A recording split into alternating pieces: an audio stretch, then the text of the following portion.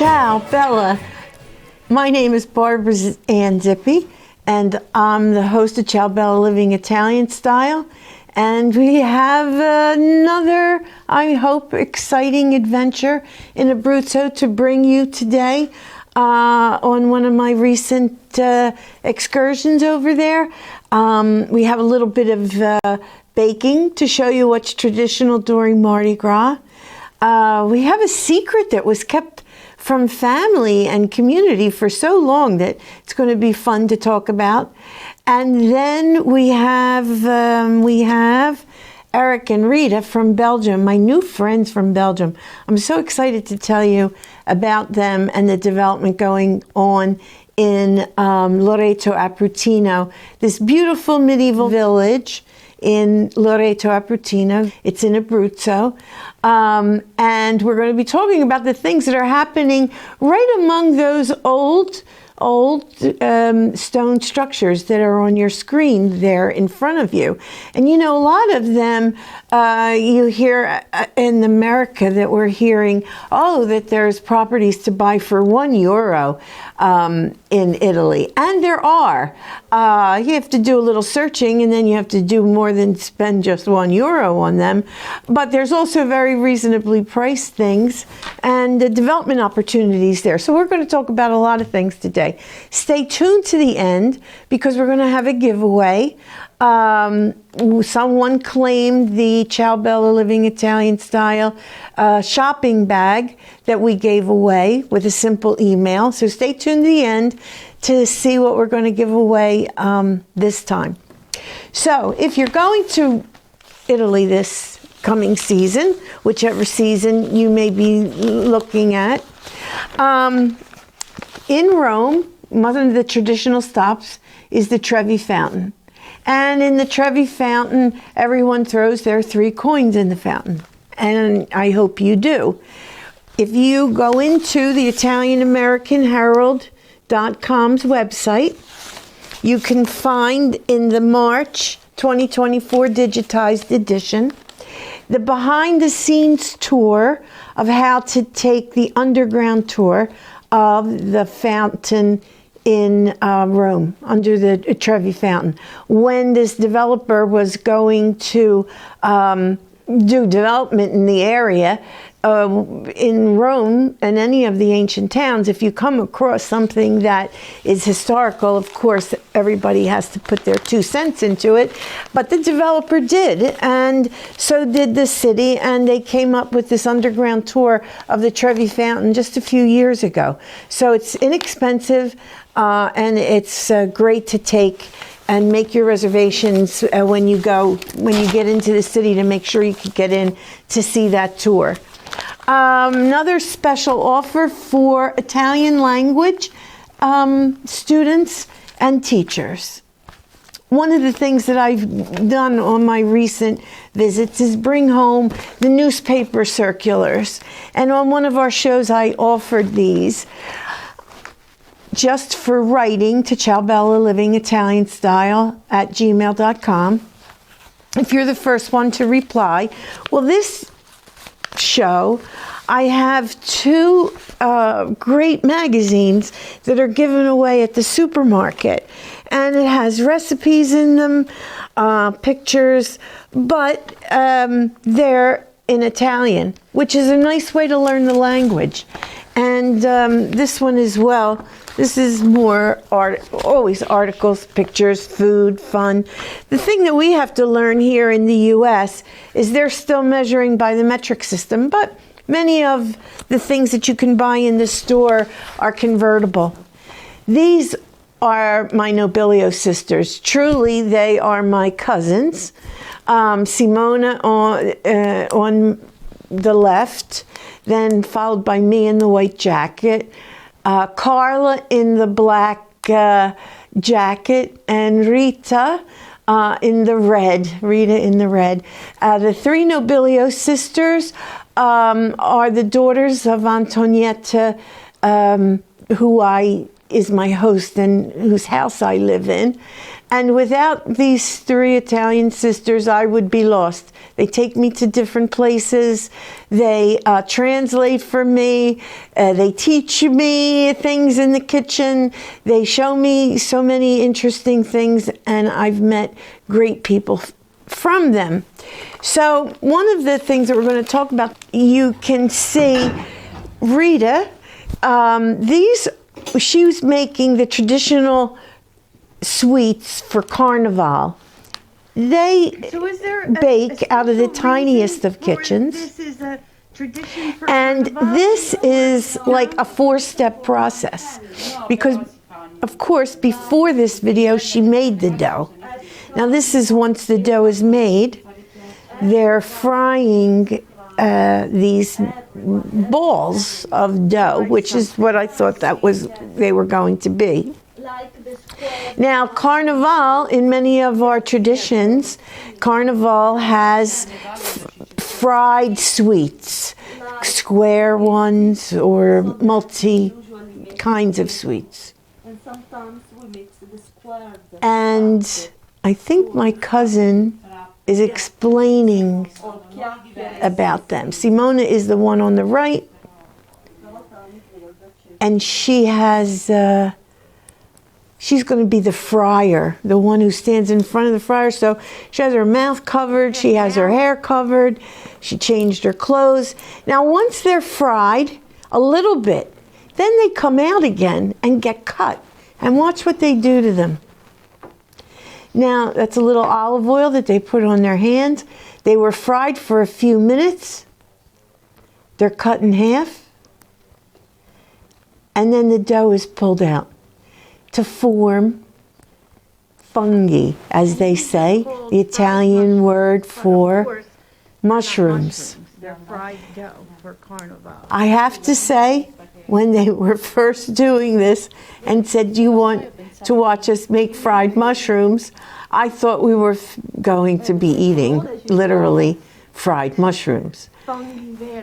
This was just amazing. So it's a beautiful, delicious, sweet dough. And now they get fried again. And the sizzle of the pans. And again, small little kitchen, tiny little kitchen. Oh my God, I don't know how it holds all us bodies in there. Attention to detail. Now the second time, of course, they have to be cooked all the way through and then drained, and then they end up here, but not as the final product. And there's always a coffee pot in the back, ready to put the pot of coffee on. This is what the yield was. One for each sister, one for our house, and I forget who got the last plate. So this is after they were coated with powdered sugar. But what I thought were fried mushrooms were fried dough. So it's funny, when one sister says she's going to make something, then one of the other 2 sisters ends up being in the kitchen. And then here's Rita, because Rita said, "I'm going to make these," and then Simona joined her, and I went in there with my camera. So this is a couple of the first steps, frying them before they get fully fried, and then they have to get cut open after this step. There you go. We were a little in reverse, but that's okay. There, you can see how it's not cooked inside. It's only meant to be fried a little bit. And that's before they go into the pan for the last time. La Cerba is the monthly newspaper, much like the Italian American Herald that we get here in America. LaCerba.com, you can see their news, you can find out the news in Abruzzo, and it's great. Everybody gets it when it comes out. So, one month when I was over there, I opened it up, And who do we see but Miss Loreto? Well, all my life, as I was going into the town, I would see this picture of Miss Loreto, the one on the left, all the time. You see the picture in the left up at the top. This is the living room of the house that I'm living in, and there's my hostess, Antonietta. Well, not until the La Cerba newspaper came out, we did not know that Antonietta, my host, was Miss Loreto. Even her daughters that you saw at the beginning of this episode, Rita, Carla, and Simona, they didn't either, because in the newspaper it said Antonietta's name, her last name, was Chiantra. And my cousins, her daughters Simona, Rita, and Carla, their last name is Nobilio, because in Italy the tradition is the woman keeps her maiden name and the children take on the name of the husband. So I've gotten to know Gianluca, the publisher of this newspaper, La Cerba, on my visits. And I said to him one day, "Did you know that I live with a famous woman?" And here, even the daughters, when they read the story, were surprised to know their mother was Miss Loreto. That leads us to the people who you saw in the picture with Antonietta, and they are Eric and Rita, my newly acquired friends from Belgium. And Eric and Rita, on their visits and travels to Italy, fell in love with Loreto Aprutino and decided that they wanted to buy something here in the town. And they bought to turn into a bed and breakfast. They have a couple of them. And the third one they bought happens to be the home of Miss Loreto and where she grew up. So in a future episode, we're going to bring you the tour of Antonietta's childhood home, where she was Miss Loreto from. And we're going to watch it as Rita and Eric turn it into a bed and breakfast in Loreto Aprutino. Anytime you can't find on anything, just send me an email and I'll make sure you get the information. But the rest of the show, or the next part of the show that we're going to talk about, is this huge undertaking that Eric and Rita just did, and that's to undertake this old palazzo. They bought this old palazzo that originally was a Franciscan monastery in this medieval town of Loreto Aprutino, and they're going to turn it into a hotel and a restaurant.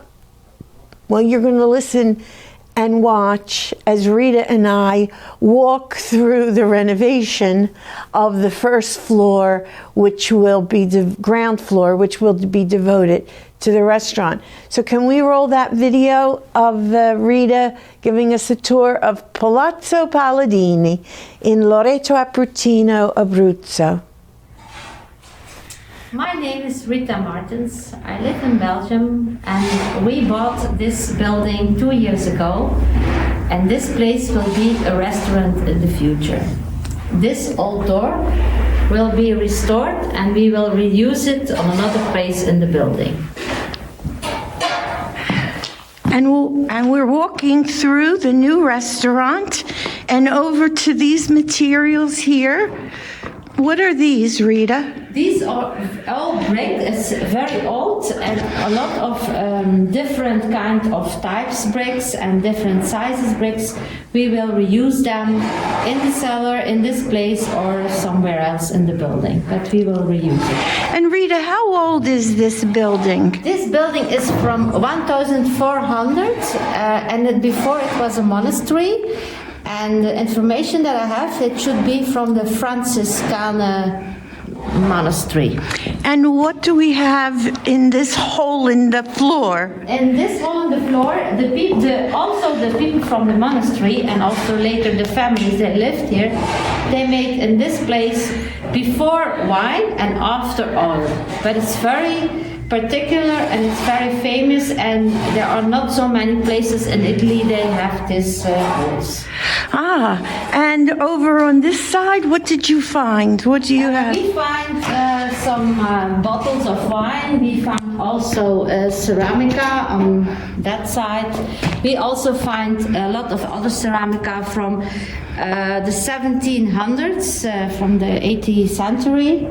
And also this place is the same. In the beginning they made all the winery in this holes, and then the wine came on this place, and later the same for the oil. Wonderful, wonderful. And you left all of the brick here. Yes, the bricks will be cleaned and restored. All the building will be restored, and you will see the bricks like they were in the 600 years ago. And we don't have to walk back to the tunnel, but tell us about the tunnel. Yeah, the tunnel is very special because in the many Let's walk. centuries ago, this was the monastery from the man, and behind this door you see a small Like a hallway. like a hall, Yeah, and on the other side is the entrance of the monastery for the women.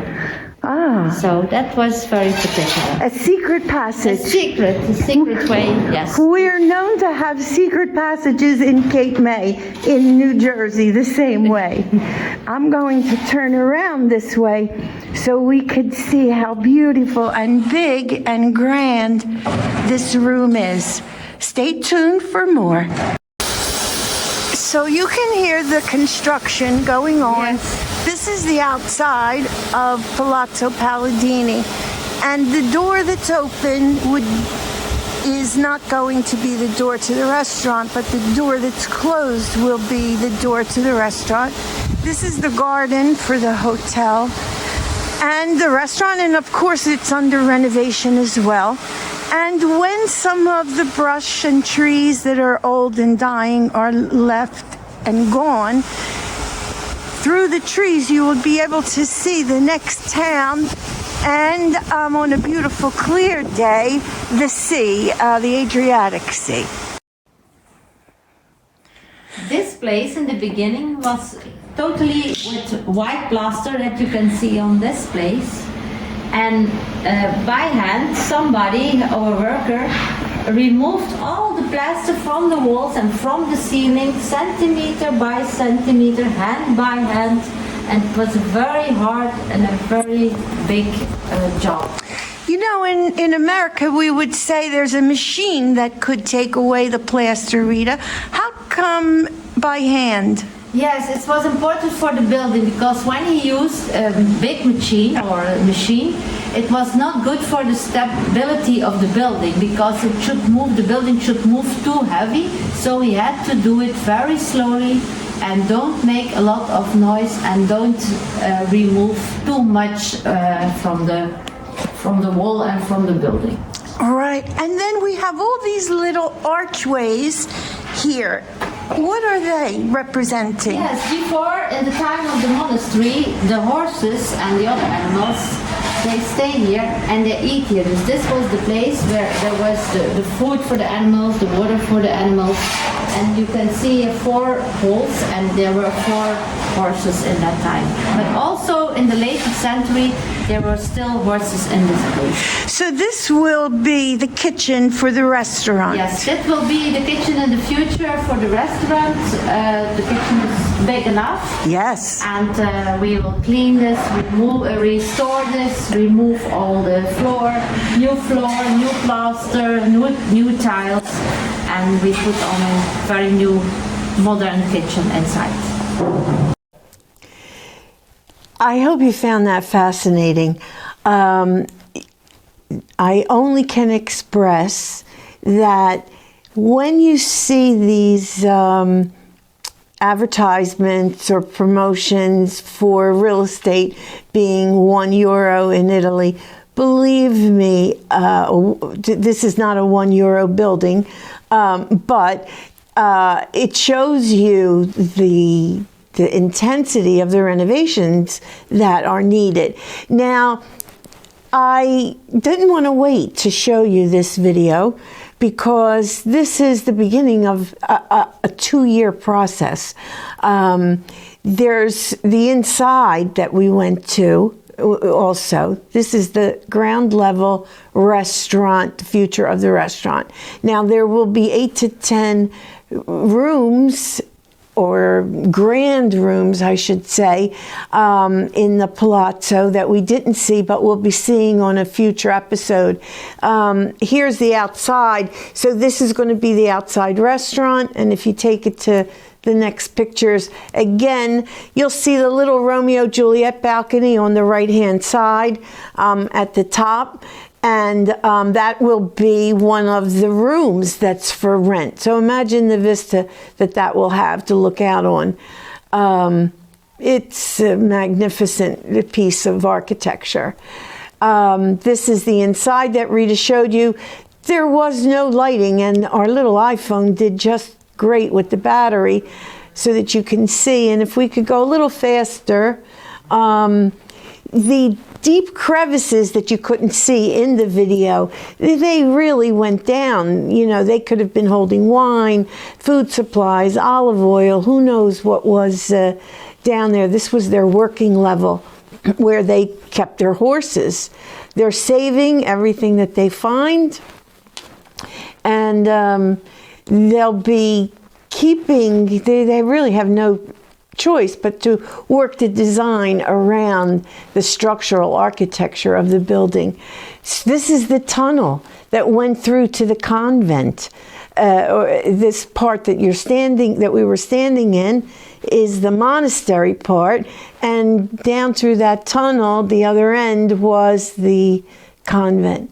Another entryway, and Eric's peeking in on the right-hand side. The stone work, brickwork is amazing, and they'll be pointing all that by hand. So you could tell this is not a project that's going to happen overnight. So I wanted to share it with you because we'll be watching this over the next year and a half of how it's going to, where that door is going to end up, right? So, and there's Eric and Rita. And the plank walks into the kitchen area where the horses were, and on the left-hand side is the light coming in from the outside patio. So it'll be a beautiful gathering place in the town, which leads me to say one of the big things that I'm excited about seeing in Loreto Abruzino is the development that's happening in the town. The development effort that people are making in the town, both native Italians from Loreto Abruzino and people like Rita and Eric who live in Belgium, which is only a short little hop away from Loreto Abruzino. So it's a beautiful town. I'm privileged to be a part of it at this time in my life and experience what's happening to the land. My grandmother left when she was 20 years old. And I'm enjoying it going into the next 100 years. As I mentioned before, it's got a great new young political team in place. They're doing great things, and communication between YouTubes and newspapers and social media efforts. The world is getting smaller and smaller every day. So a couple other things. I told you at the end I would tell you what today's special is, and I like this one. This is a free giveaway. I pay the postage to whoever writes first and says, I watch Ciao Bella Living Italian Style, and I'd like to claim my tea towel. Now this one has all the different pastas that you find in Italy. Fusilli, ziti, it shows rigatoni, all the different kinds of farfalle, spaghetti. What do you call macaroni? Macaroni, spaghetti, or do you actually call it penne or ziti? Penne is also the name of a town in Abruzzo. So lasagna. So if you want your free tea towel, send me a line. Tell me what you liked about Ciao Bella, and we'll be sure to send this along to you. And last but not least, we're going to go out on music to my favorite music to listen to and to be in a room with these musicians. Can we put a picture up of the Band of Rascals, Angelo's Band of Rascals, so we could talk about this picture? So this is a group of folk musicians that I was privileged to be there last year at their first reunion since COVID. And this was their second reunion a year later after COVID. There's a big group of musicians here from the Lazio region of Italy, which is outside of Rome. There's musicians here from Chieti and L'Aquila, and many other, Penne, Loreto Aprutino. My cousin Roaldo Acevati brings me here, and a gentleman by the name of Angelo pulls this event together, has local musicians to play at parties and all. But this musical section that we're going to play you going out tonight is highlighting a gentleman by the name of a violinist by the name of Domenico Mancini. He came and showed up here. He wasn't there last year. And we're going to hear his violin solo. He actually visited the United States when I went up to talk to him after, and said he played with the Philadelphia Symphony Orchestra at one time. So he was visiting local to the area. Maybe you were at one of his performances. But this man makes the violin sing among a group of handmade instruments from oil containers and drums and washboards, guitars made out of washboards, and many other folk music. So I leave you with, number one, a special thanks to Radnor Studios in Radnor 21, Mainline TV for hosting Ciao Bella Living Italian Style. Kevin is a wonderful producer, director, and engineer for this program. And also, don't forget, you can find information online at ItalianAmericanHerald.com on some of our entertainers. And until we meet again, enjoy the sounds of Domenico Mancini with the band of brother musicians of Abruzzo. And until the next episode of My Adventures in Abruzzo, enjoy the music.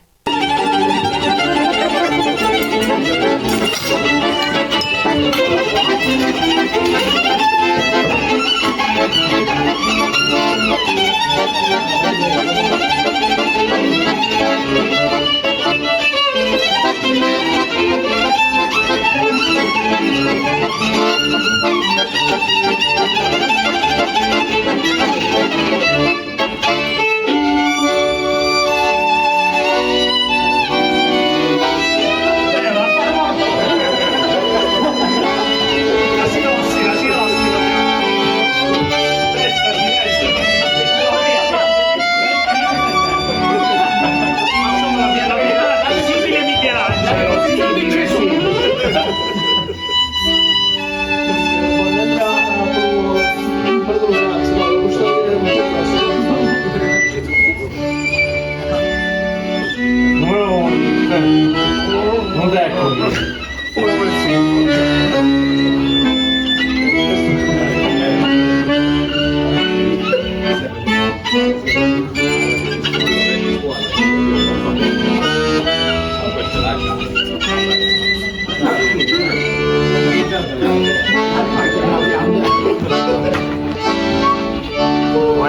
Okay.